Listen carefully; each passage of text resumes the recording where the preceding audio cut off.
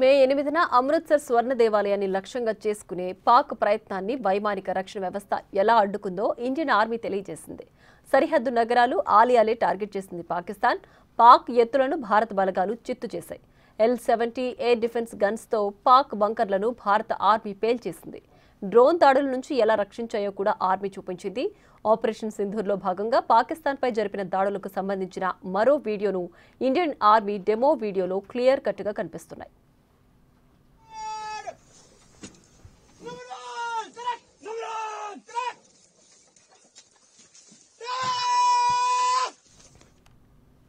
Operation Sindoor తర్వాత Amritsar golden temple పై పాక్ డ్రోన్లు, క్షిపణులు ప్రయోగించిందని మేజర్ జనరల్ కార్తిక్ శేషాద్రి తెలిపారు. వాటిని సమర్థవంతంగా తిప్పికొట్టామని అన్నారు.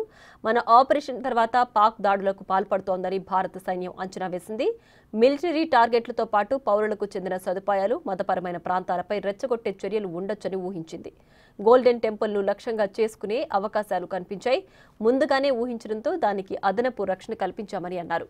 Army, air defence gunners Pakistan సైన్యం ప్రణాళికలను తిప్పికొట్టారని తెలిపారు. గోల్డెన్ టెంపుల్ పై ఒక్క గీత కూడా పడకుండా అన్ని డ్రోన్లు, క్షిపణులను కూల్చివేశామని అన్నారు.